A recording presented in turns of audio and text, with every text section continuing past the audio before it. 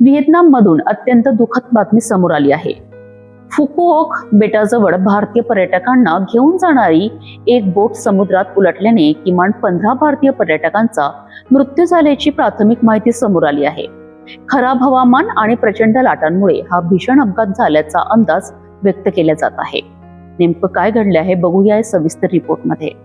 व्हिएतनाममधील प्रसिद्ध पर्यटन स्थळ फू कोओक बेटाजवळ शनिवारी ही भीषण दुर्घटना घडली. प्राथमिक माहितीनुसार बोटीमध्ये आंध्र प्रदेश आणि तेलंगणातील भारतीय पर्यटकांसह क्रू सदस्य प्रवास करीत होते. पर्यटकांना घेऊन जाणारी बोट अँथॉई बंदराच्या दिशेने परतत असताना समुद्रात अचानक मोठ्या लाटा आणि वादळी वाऱ्यांचा तडाखा बसला.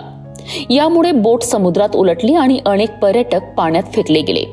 या दुर्घटनेत 15 भारतीय पर्यटकांचा मृत्यू झाल्याची प्राथमिक माहिती समोर आली असून काही स्थानिक माध्यमांनी मृतांचा आकडा आणखी वाढण्याची शक्यता व्यक्त केली आहे. घटनेची माहिती मिळताच व्हिएतनामचे तटरक्षक दल, नौदल आणि स्थानिक प्रशासनाने युद्ध पातळीवर शोध आणि बचाव मोहीम सुरू केली आहे. काही पर्यटकांना सुखरूप बाहेर काढण्यात आले असून जखमींवर जवळच्या रुग्णालयात उपचार सुरू आहेत.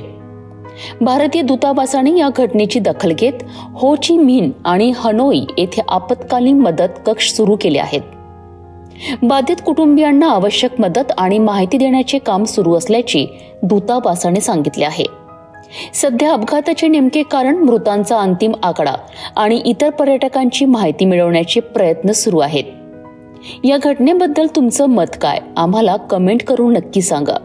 अशाच ताज्या बातम्यांसाठी सिटी न्यूजला लाईक, शेअर आणि सबस्क्राईब करायला विसरू नका. व्हिएतनाममध्ये घडलेल्या या भीषण दुर्घटनेमुळे संपूर्ण देशात हळहळ व्यक्त होत आहे.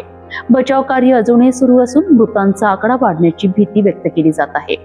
या प्रकरणातील पुढील प्रत्येक अपडेटवर आमचे लक्ष राहणार आहे.